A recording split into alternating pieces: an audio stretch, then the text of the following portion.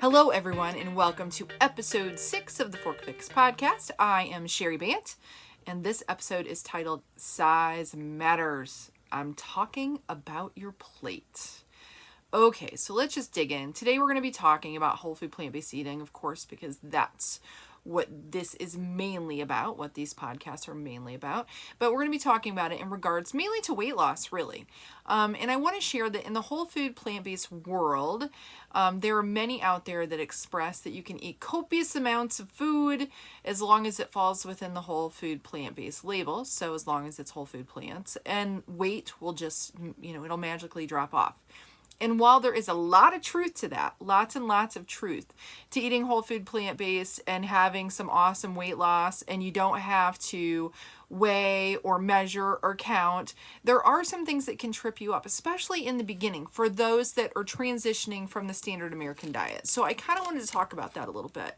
So when I started, I can honestly say I was scared of overeating. And rightfully so, because I had spent most of my adult life doing exactly that. I had been eating a lot of calorie-dense, nutrient-poor foods. I was mainly eating animal protein and dairy. Really, that's it. I really, in my side of the, broccoli here and there. Vegetables were not really on my radar. I would have salads occasionally, but of course they didn't fill me up. Most people will say a salad won't fill you up. I kind of agree with that, depending on, unless it's the size of your head and you add all kinds of other things into it, leafy greens, they're very low in calories. So it's going to take a lot of that to fill your stomach, right?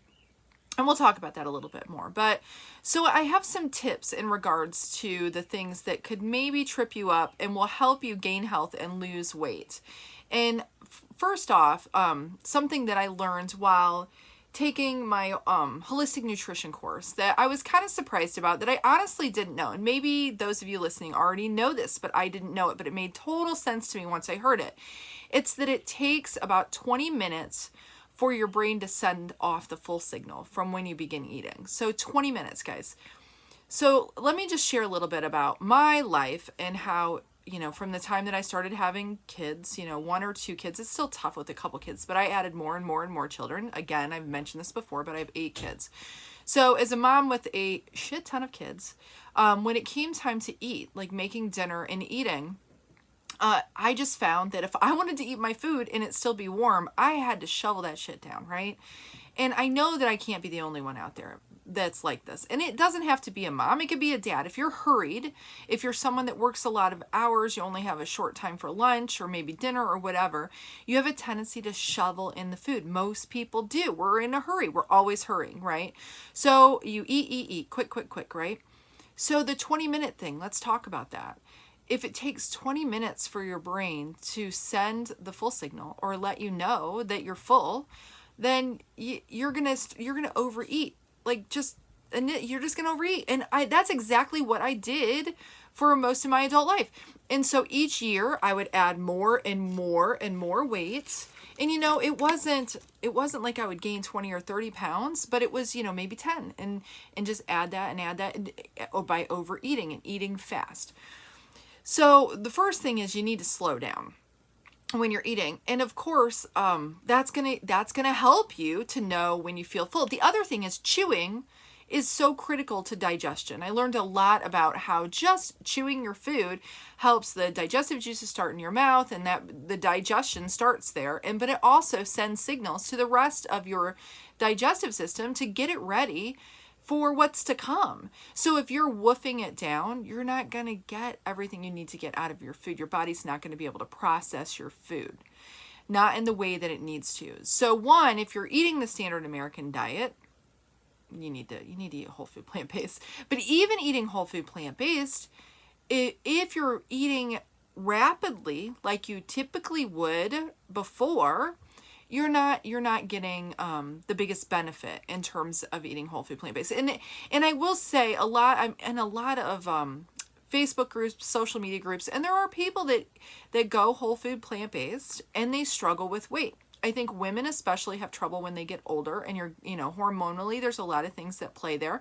But I think some of these simple things like slowing down make a difference in in your outcomes.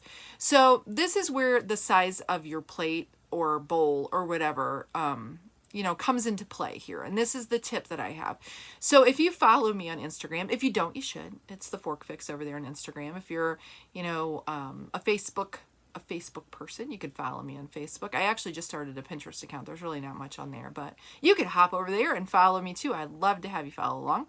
But anyways, if you see any of the dishes that I share, because I do periodically take photographs of the food that I eat, that we have for dinner or whatever, lunch, whatever, that I feel like someone else might want to see.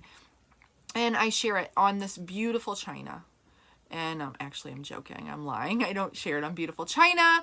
I will tell you, I have and I'm going to hold this up. For any of you watching on video, you are going to see my beautiful china. And for those that aren't, if you're just listening to this, you can, I'll tell you what it is here in a minute. But this is it. It looks really big next to my head right now. But this is a 20-ounce Aldi paper bowl. And this is my go-to, guys. This is what I use when I eat. Now, I know I might get some flack for using paper. Let me talk about that for just a minute.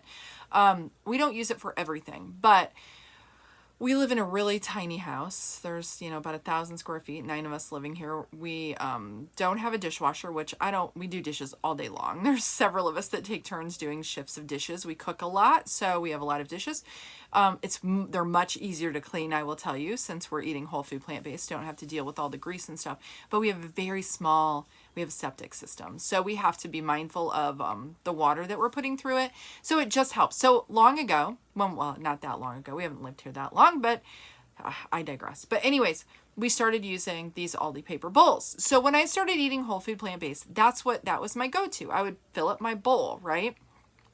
So this is my tip about the size of your plate or your bowl. And it can be anything. It could be, nice looking, what is it? Festive ware or is that what it's called? I don't know, the colorful china stuff. I love that stuff, the real bright orange and blue and all that.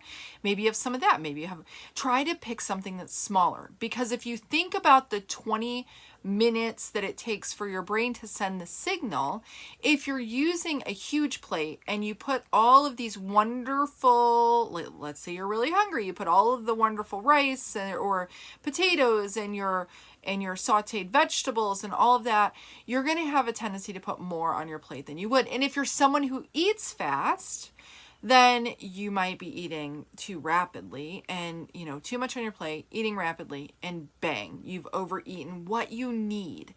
So let's talk about that too, because the thing is, when I first started, that full signal, I didn't know what the hell that was, guys. And I can't be the only one alone on this.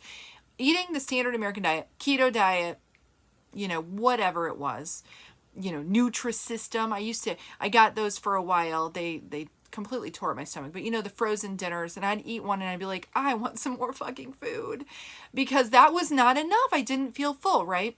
Well, something you will notice with this type of eating, whole food plant-based eating, you will feel full more rapidly, because if you were eating the standard American diet, if you were eating a keto diet, low carb diet, when you start adding in the carbs and the fiber that you get from the fruits and vegetables, it's going to fill up your tummy more. So you are going to feel full quicker. But I will say the full meter takes a little bit to reset. Now I understand my body. I used to also listen to people say, you just eat mindfully in the beginning, with whole food plant-based eating, because I wasn't focused. I was really focused on health, not on weight. The weight was a byproduct, and I'm down 90 pounds in like 9 months or 10 months, something like that. And that's freaking insane. But as the weight started coming off and I realized that this was working for that, of course I kept focusing on it, and I wanted to maintain that weight loss so I could get those extra pounds off.